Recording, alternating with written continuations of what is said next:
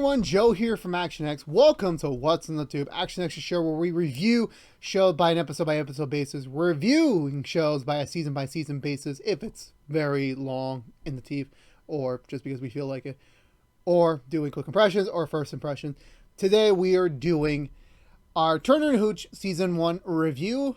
If you were unaware, last July, I want to say, we did a first impressions for the first episode of Turner and Hooch, and we were kind of hoping at the time that we were going to be able to launch into its own review series, but it did not. But I still watched the whole first season by myself, and I want to say, just now that I've, first episode, I went into the mindset, I went into as the viewer who has never seen the original movie, and yeah, I'm aware of the original movie is on Disney Plus, so I could have easily done it, but like many things I say I'll do, I don't end up doing it because there's just not enough time. So for me, I was interested in the show because of the stars, because I'm morally along the lines of, if there's a cool cast behind any movie or show, I will watch it regardless of the source material, because most of the time it's the actors that are portraying the characters that's going to make me hooked into it. In this case being Josh Peck from My Childhood, Drake and Josh, and then Brandon J. McLaren, who played SPD Red, and also somehow was on The Rookie. And I was like, Jesus, this man is fucking like killing it this year. He's getting mainstream again. I love it. And also I found that during the actual premiere of the pilot, I was like, oh my god, it's the girl from How I Met Your Mother, Ted's future daughter. And I was like, oh my god, this is so cool. And it's I enjoyed the cast, and then when I talked about the first impression of the first episode, I thought it was okay at best, where there was enough there to like keep me interested in continuing the story, but it wasn't like this, oh my god, this like breathtaking premiere or stuff like that, because this was definitely the first show of Disney Plus where it's like they were continuing an IP, but 95% of it was just, we are establishing ourselves in this universe, but we don't really have any real specific ties to the original source material. Where like I heard of the Mighty Ducks show, where like you had some of the original cast members come on, and then originally HSM the series did a couple of HSM legacy cast members coming back on, and then obviously the MCU shows, because they're really connected with the films now to the shows. Turner and Hooch, and by the way, this is a mostly spoiled-free review. I will not spoil anything from the first season of Turner and Hooch. So now that it is done, the first season, hopefully there will be more. I will not be spoiling anything beyond episode 1, as always. There will be a point where like I will give a warning if I'm going to spoil anything, but that'll be later on. When season 1 was airing, and I was quite hopeful that you would get a Tom Hanks cameo, and they said before an interview, yeah, Tom Hanks does not make an appearance in this series. He does not. They clearly established in the first episode that his character sadly passed away, and he's not going to appear at all during the show. Not even flashback, not even a photo, which I'm very disappointed by, because you really want to establish that this is in the same universe. I said this before in the first impressions episode for this show. I had really hoped that that one of the letter that Scott was reading from his dad was Tom Hanks as a surprise VO cameo. It doesn't cost that much, because you don't have to get the actor on set. You don't have to get him there. It's like ADR in a booth. He's done that for Toy Story many a times. It wouldn't have been that hard. I'm not sure why, if they even tried to offer him or he just declined. I really don't know. I feel like it would have been a much more deeper impact if I'm not physically there to pass on the torch, but this letter is I had so many adventures with dogs that it's your turn to have those adventures.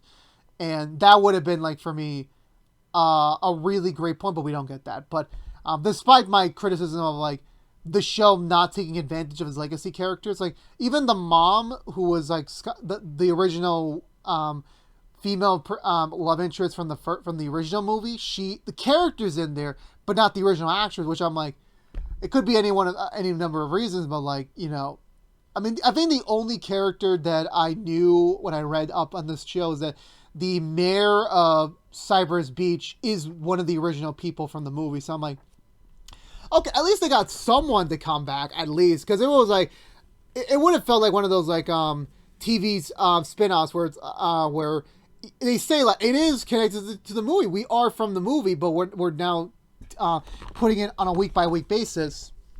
This kind of felt like that at times where yeah, they kept hammering home like the legacy of Scott, of his original not Scott, the original Turner and his his Hooch, and how that movie they made it clear many times. But I feel like when Disney Plus was advertising these new shows, they always keep in mind like the story from the movies are continuing, but the difference is that what they did when they did it back in the day, like when I was a kid, or even even before that, and even a little bit afterward, that whole premise was like those were just they slapped on the name and they called it the series, or just called it it's the show, but it doesn't really continue that story. This felt like it at times, but however, despite that, I still very much enjoyed it. I think it's a very simplistic like binge show.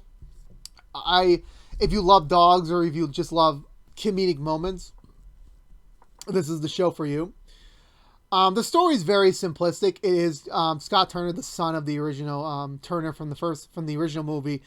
He's now a U.S. Marshal. He's grown up wanting to be in law enforcement like his dad was. This time, actually wanting to make a bigger impact than his dad did. His dad mainly stayed local side after the events of the movie, and didn't really explore his options past that. Even with the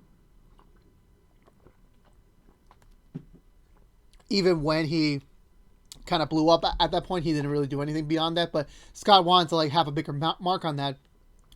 And it does follow the very formulaic.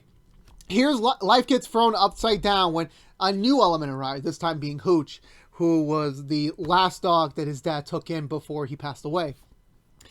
And now Hooch is being left onto Scott, even though he's in this, like, he's finally a Marshal, and he has this chance to, like, really prove himself since his partner is going on maternity leave. So he has a chance to, like, really prove himself independently. But however, Hooch coming in and then, like, him having to be a dog owner, which for those types of dogs need a lot of attention, it doesn't really fit the style of things. But then they find the loopholes, like, well, why don't we make Hooch part of the U.S. Marshals as an official canine unit? And that's kind of like how you tie it in, because like I haven't seen the movie. I never have seen the movie. Maybe I will someday. I'm not saying never say never on it. I just never had an inclination to go see it. But even besides, I don't know how they made that movie, how they put the sequence in order. But like here, it's like you're doing 12 weeks of content, then like you giving Turner and Hooch that ability to like grow their relationship, because once I got up to the season finale, like I felt those lines, I felt those moments that, again, I won't spoil it, but what Turner said about Hooch, and I'm like, this makes sense, because they had those 3 months in our world of like growing and like maturing, and then actually developing that relationship. And you have your simplistic comedy moments where like, yeah, there's a girl that's interested in him, but he's very oblivious to it till the very end.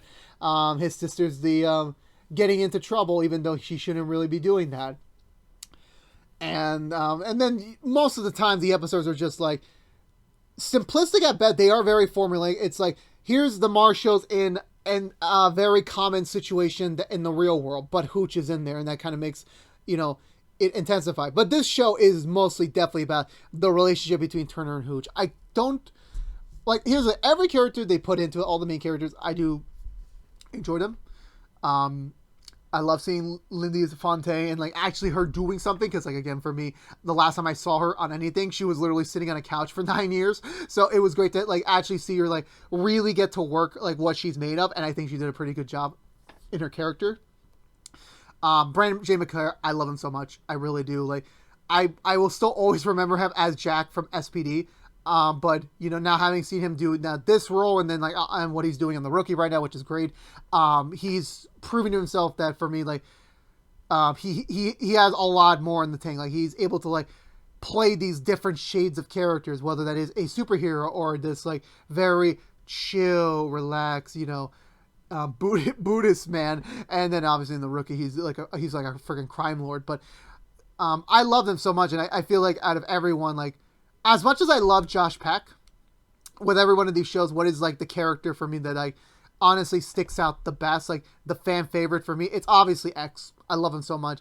It's like I would honestly would have been down like let's get an X spinoff. Like obviously you're not gonna do that because like the whole theme is like just Turner and Hooch. So like, and the big problem is with spinoffs and that I've been very more like restricted on them lately because one of my best friends and she gets annoyed by me when anytime I bring up the fact like, oh, this show's getting a spinoff or that show's getting a spinoff, and she just gets so annoyed and she rolls her eyes and it's funny as hell.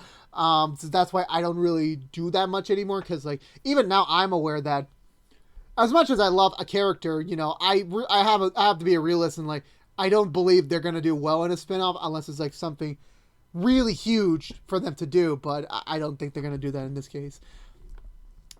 And I will say this again, I'm allowed to be critical. I am not a professional reviewer. But I am a person that does have an opinion.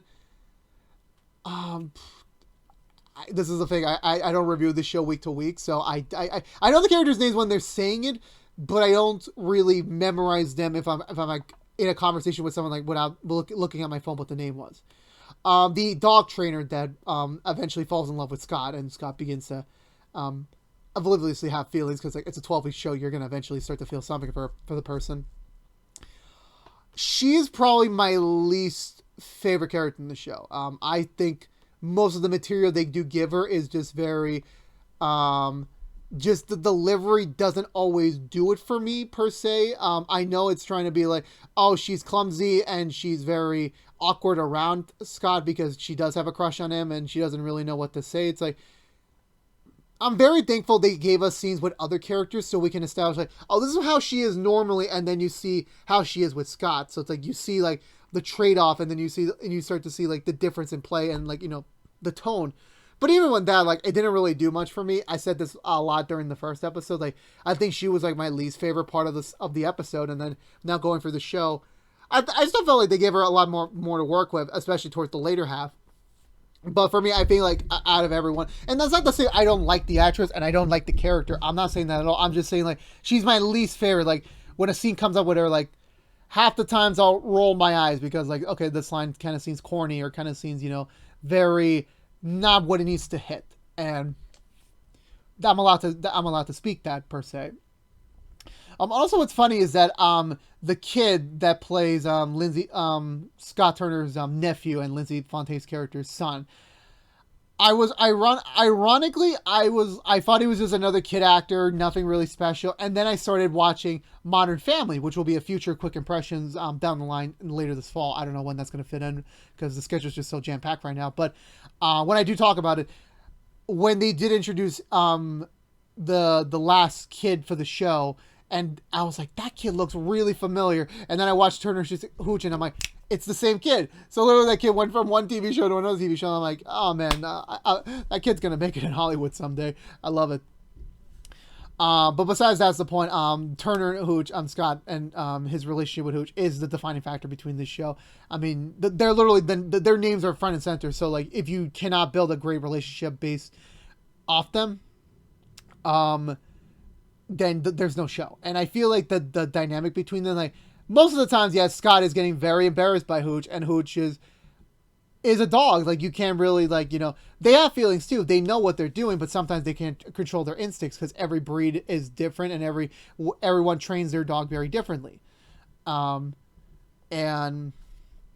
that relationship is what actually hooked me onto the show. And, obviously just Josh Peck getting annoyed half the time with Hooch was, like, very funny to see, and I very much respect what he was doing with that character, and also respecting. Again, I have no idea how the original movie did. I really don't know. But if he managed to like capture the spirit or like did his own interpretation, I really want to know. But I know he did. I know what he did. He did what he had to do with his character, and I think he succeeded in all fronts, and he sold that relationship with Hooch. When you finally get to see the episodes, and I enjoyed it. The overall mystery, the overall like season-long plot thread was very basic. I said this before. It's a very basic one, and I feel like it was the only thing you could have done in this situation that would make sense to why everything is like kicking off the plot. That I think that was the only way. hopefully, if the show does come back for season 2, we do something different, and then we go from there for that. And now, for the first time on a season review of this sort of story, I have a spoiler minute, meaning that for the next minute, starting when I let you know, I will be spoiling anything I want from season 1 for 1 minute. So I'm going to look at my phone. I don't know where my phone is, so I'm just going to estimate a minute here. So I have no glasses on, which fucking sucks, and my new setup does not let me. 7:46. All right, here we go. 3, 2, 1. Spoiler time. Go. Okay, so what I really hated was that at the end of episode 12, we finally got to see the flashback between what happened to Scott's and Lindsay Fontaine's character's dad, the original Turner. Honestly, the grunts were like, this is definitely not Tom Hanks. They just got a random VO guy from off the street, and they just filled it in. That guy also did not look like an old man, because I know, like, he wasn't supposed to be that old. I think they were trying to make him, like, late 60s, early 70s around that. But that man did definitely not look like he looked like an early 50s dude. So I'm like, really bad choice there for that. That flashback scene was like, I felt it, but that would have been like a great surprise cameo. Like, here it is, let's go, Tom Hanks is back. But it's like, nope, not the case there. That bummed me on a little bit. That really did. All the Scott and X moments, seeing them, like, some of their awkward drive between two different polar opposite characters was freaking funny and hilarious at best. The episode where that the dog trainer tried to, like, forget about Scott was just, it was so fake, and it was just so, like, Pharrell, like, I knew she was trying to be serious, but, like, she could not sell that serious tone. She couldn't. It just doesn't fit with her character. But I still enjoyed it. The leader of the U.S. Marshal was just there. He was just your typical, like, grumpy boss that, like he was against them at the beginning of the episode. Then at the end of the episode, he was like, okay, I agree with this. You guys are good ones. That sort of thing. It was okay. He was alright. He was alright. Scott's original trainer, his original I forgot what the terminology is. His partner, they're a great wisecracker. She didn't really get to do that much in the later half because they written her off as being pregnant and being reduced to desk duty, so she doesn't really get to go out there that often, which I found really bummed. Like, I'm not sure if it was like the actress's real decision or if she was pregnant, or like they just written that in. I really don't know. But I'm kind of hoping it's the latter, because like that would have really kind of like, it gives us it's a trade-off, because like you get those episodes with X, and then you start to enjoy that dynamic, but then you miss that other dynamic. But at the same time, if it was just like it happened and they didn't want to recast it and they just wrote that in, I feel like whatever they decide to do, I don't know. I'm pretty sure they won't really talk about it. And yeah, spoiler minute is officially. Oh God, I went too far. I really went too far. That was 7:46. It's 7:49. I went too far. I apologize. I will try to reduce that in future season reviews. So I apologize. But yeah, so for me overall for this season, I enjoyed it. I thought it was a okay season overall of television. If you love dog comedy, this is the show for you. If you want some heart with some animal buddy relationships, this is another show for you. If you love Josh Peck, again, this is the show for you. But otherwise, it's nothing too special. It's your run-of-the-mill. Sadly, I think it is the weakest Disney Plus has to offer right now. I feel like you're more in line of every other, like, we're continuing the stories from the movie to the TV type shows. This is definitely like one, like, you're going to get the least amount of it. It doesn't hurt the show at the end that much, but it definitely does hinder, like, what could have been had they leaned into those elements very, very much more. So, that's all I have to say about that. But, so for me, I'm going to give this this season 1.5 thumbs up. I would still recommend, it's a binge. I probably would say if you can go back in time and, like, re-watch it episode by episode, I wouldn't recommend it as that. I very much at times, like, kept pushing it off because I just had other things to do, and it didn't really hurt my excitement for it, because it's like, okay, it's time for a new episode, watched it, and I was like, cool, next problem, like, great, can't wait for next week. It doesn't hook you in that much unless you're doing a binge, it's just getting those 12 episodes over with. Not in a bad way, I'm just saying, like, in terms of, like, it's a binge show than a week-to-week show. This definitely felt like something that Netflix could have released in one weekend and people would have enjoyed it. Again, that's just all I have to say on the matter. But again, let me know in the comments below, what did you think of this week's season of Turner and Hooch. As for season 2, I would be down to see season 2. I don't know what the plans are because they haven't announced anything yet. This isn't like a very much like a traditional, like, streamer, like, Disney Plus tends to announce things when they want to. Sometimes if it's like a big like MCU or Star Wars show, like they'll immediately announce like that same weekend finale, like it's coming back, we're gonna do more seasons, so stay tuned. These types of show, like they don't really announce anything until they feel like it. Disney Plus Day is soon, so hopefully we'll get to hear something from them about Turner and Hooch, because I would be down. Like the ending very much felt like it was an ending. They don't have to do a season 2. You would like to see a season 2 because you just want to see where the characters go. Like they leave some little breadcrumbs for potential for season 2. But I feel like if you're gonna do a season 2, you really need to have a story that is as emotionally connected like the season 1 story. That's gonna be the tricky part, because season 1 story very much centered on what the original Turner's last case was. I don't want them to do like your bullish, like, oh, there's another case he didn't solve, and like that continue that thread. I'm like, I wouldn't like that. If they decide to do something new for season 2, I'm down for it. But at the end of the day, if you're gonna do a season 2, have a story worth telling. I don't mind waiting until 2023 to see that show, but make it worth it. Make it worth it, because you still have a lot of ground to make up for. Otherwise, I would be fine. This was a one and done. I do not mind at all. So, yeah. There you go there. So, yeah, that's going to do it for me, everyone. So if you're unaware, this has been What's the Two from ActionX, talking about and reviewing the first season of Turner and Hooch. If you want to know what we're doing normally on What's the Two, besides these season reviews, we're currently doing, what's coming out tomorrow? Oh, yeah, Doom Patrol Season 3 episode reviews each and every Friday mornings after a brand new episode, on Thursdays on HBO Max. We're also doing Nancy Drew Season 3 episode reviews each and every Saturday mornings for now, after a brand new episode on Friday nights on the CW, or free the next day on the CW app.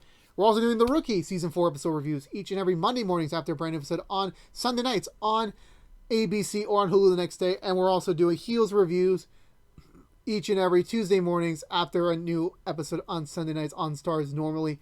And we are also doing DC Stargirl Season 2 episode reviews each and every Wednesday mornings after a brand new episode on Tuesday nights on the CW, or free the next day on the CW app. If you don't care about Turner and Hooch, this is it for now. There's no plans for more at the current time, because we don't know what's going to happen. We do have a first impressions for the first episode up, but you can check that out. But I was mainly rephrasing some stuff I said on there, but that was more of a deep dive into that episode. So check it out if you want to. If I did sell you on seeing season 1, let me know. I'm down to take the credit, and I'll make the money. I don't make any money, but I'm just saying. But either way, this has been What's the Two from ActionX. Please subscribe to us on youtube.com/ActionX videos. Like, favorite, share this review if you want to. Helps us get us out there to other people who have yet to discover us. Helps us beat up the YouTube algorithm that hates me ever so much in life, as well as sharing for free here on the interwebs. Ring that bell for notification when our next episode review is live for any of our shows. And also, check our social media feeds and follow them to keep up to date with any sort of updates we have for the channel. But until then, hopefully I convince you to join along for my ride. Otherwise, enjoy Turner and Hooch if I do convince you, or regardless, good luck. I don't know what else to say, but stay safe out there, everyone. Be good to each other as always. And for now, peace out.